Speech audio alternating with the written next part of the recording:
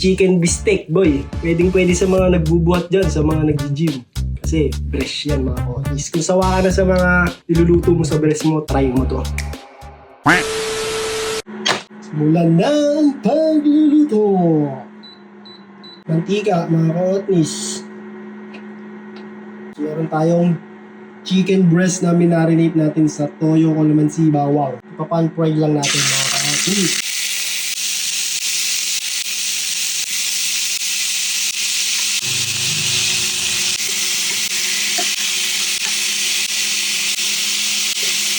Pag brown na yung ilalim din, kahit aside lang mga ka-otis.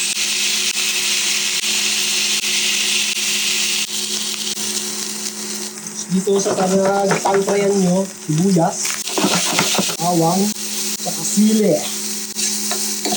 Tapos lagay nyo ito mga ka-otis. Tapos dagdagan ng toyo, chicken powder, paminta. Tapos balik natin ito mga ka-otis. Ito yung sabaw yan. Mabilis lang ito mga ka-otis kasi chicken breast naman yan. Wala kailangan tubig, konti lang mga ka-otis.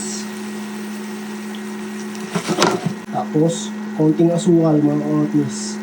Tapos calamansi juice mga ka-otis. So, pag nag-release ng sabaw, tignan natin.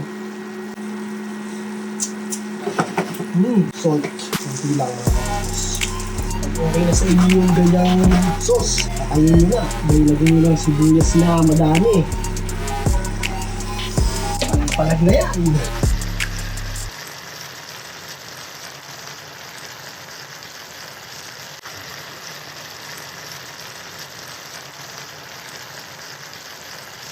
Tikiman na.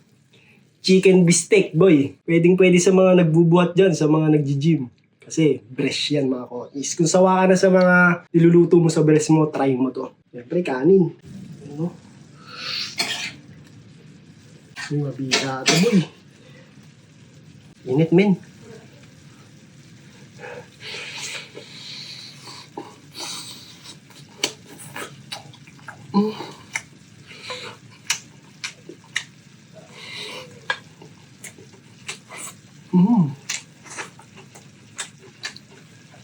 Ang sarap, boy. Kung ako sa inyo, huwag lang basta air fryer ginagawa nyo sa breast nyo. Try nyo to, palag-palag.